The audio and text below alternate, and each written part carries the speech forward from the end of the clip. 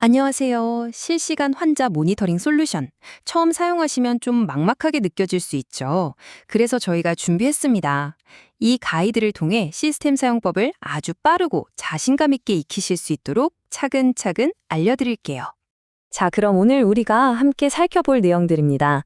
먼저 시스템이 어떻게 구성되어 있는지부터 시작해서 기기를 환자에게 연결하고 실시간으로 모니터링하고 또 마무리하는 방법까지 전 과정을 다뤄볼 거고요. 마지막에는 현장에서 많이들 궁금해하시는 질문들까지 싹 정리해 드릴 테니 끝까지 함께 해주세요. 자, 그럼 바로 시작해 볼까요? 첫 번째 섹션입니다. 우리가 매일같이 사용하게 될 도구들이죠. 바로 이 시스템을 구성하는 핵심 요소들은 과연 무엇인지 먼저 한번 알아보겠습니다. 우리 시스템은요, 크게 네 가지로 구성된다고 보시면 돼요. 먼저 환자 가슴에 부착해서 심전도를 측정하는 하이카디 플러스가 있고요. 손가락에 끼워서 산소 포화도를 재는 노닌 센서, 그리고 병실에서 데이터를 모아주는 수신기, 마지막으로 이 모든 정보를 한눈에 보여주는 PC나 PDA 소프트웨어, 이렇게 네 가지입니다. 이제 두 번째 섹션인데요. 여기가 어떻게 보면 가장 중요한 첫 단추라고 할 수 있습니다. 바로 매핑이라는 과정인데요.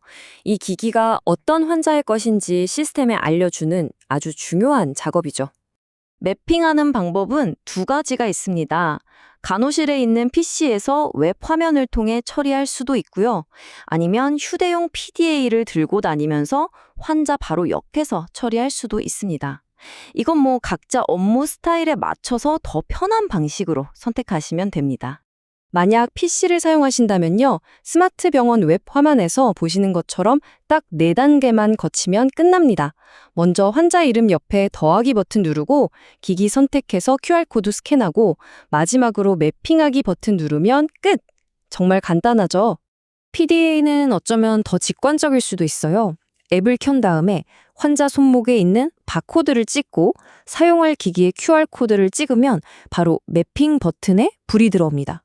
그럼 그냥 톡 눌러주시기만 하면 모든 준비가 끝나는 거죠. 자, 이제 세 번째 단계로 넘어왔습니다. 매핑까지 마쳤으니까 이제 환자분께 기기를 부착해야겠죠? 이게 정말 중요한데요. 왜냐하면 기기를 어디에 어떻게 붙이느냐에 따라서 데이터의 정확도가 확 달라지거든요. 여기서 제일 중요한 포인트는 바로 이 각도입니다. 화면에 보이는 것처럼 가슴 중심선에서 30도에서 45도 정도 기울여서 정확하게 붙여주셔야 해요. 이 각도를 잘 지켜야 우리가 원하는 아주 깨끗하고 안정적인 심전도 파형을 얻을 수가 있습니다. 드디어 네 번째, 실시간 모니터링입니다. 모든 준비가 끝났으니 이제 실제로 환자의 생체 신호가 화면에 어떻게 표시되는지 대시보드를 보면서 확인해 보도록 하겠습니다. 지금 보시는 이 화면이 바로 병동 전체 상황을 한눈에 보여주는 메인 대시보드입니다. 여러 환자분들의 심박수나 호흡수 같은 핵심 정보가 실시간으로 뜨니까 혹시 모를 변화를 즉각적으로 알아채고 빠르게 대응할 수가 있는 거죠. 특정 병실을 딱 클릭해서 들어가 보면 훨씬 더 자세한 정보들을 확인할 수 있습니다.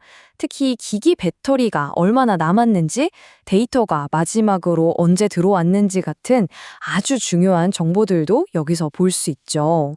만약에 한 환자만 집중적으로 보고 싶다 하실 때는 바로 이 라이브 스튜디오를 쓰시면 됩니다. 살아 움직이는 심전도 파형은 물론이고 호흡이나 체온, 기기 상태까지 한 환자에 대한 모든 핵심 정보를 이 화면 하나로 다 파악할 수 있어요. 자, 이제 모니터링이 모두 끝났을 때의 과정입니다. 다섯 번째, 모니터링 세션을 안전하게 종료하는 방법을 알아보겠습니다. 매핑 해제는요, 그냥 우리가 맨 처음에 했던 매핑 과정에 정확히 반대라고 생각하시면 아주 쉽습니다. 시스템에서 환자를 찾아서 해제 아이콘을 누르고 확인창에서 한 번 더 눌러준 다음에 환자분 몸에서 기기를 떼어내면 모든 과정이 깔끔하게 끝납니다. 자, 드디어 마지막 여섯 번째 섹션입니다. 아무래도 시스템을 처음 쓰다 보면 이건 뭐지? 하고 궁금한 순간들이 생기기 마련이잖아요. 그래서 현장에서 가장 많이들 물어보시는 질문 몇 가지와 그 해결책을 딱 정리해드리겠습니다. 이런 경우 정말 많으시죠? 환자분이 병실이나 침상을 옮기셨는데 갑자기 기기 신호가 불안정해지는 상황이요.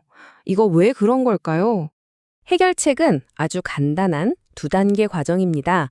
먼저 시스템상에서 환자의 위치 정보를 새 병실로 업데이트해 주시고요.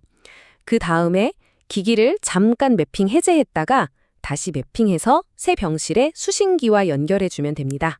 다음 질문입니다. 라이브 스튜디오를 딱 켰는데 이상하다. 왜 심전도 그래프는 안 보이고 심박수 같은 숫자 데이터만 덩그러니 보이지? 하고 당황하실 때가 있을 거예요. 이건 왜 그런 걸까요? 이건 기기 고장이 아니고요. 보통 환자분이 검사를 받으러 가시거나 복도를 걷는 것처럼 병실 안 수신기에서 너무 멀리 떨어져 있을 때 나타나는 현상입니다. 다시 병실로 돌아오시면 그래프는 자동으로 다시 보이니까요. 전혀 걱정 안 하셔도 됩니다. 자, 마지막 질문인데요. 방금 입원한 환자에게 기기를 연결하려고 하는데 환자 목록을 아무리 찾아봐도 이름이 안 보일 때, 이럴 땐 어떻게 해야 할까요? 그건 병원 전산 시스템이랑 우리 모니터링 시스템이 데이터를 주고받는데 시간이 조금 걸려서 그래요. 보통 20분에서 30분 정도 걸리는데요. 만약 바로 확인해야 한다면 화면에 있는 전체 환자 정보 불러오기 버튼을 한번 딱 눌러주세요.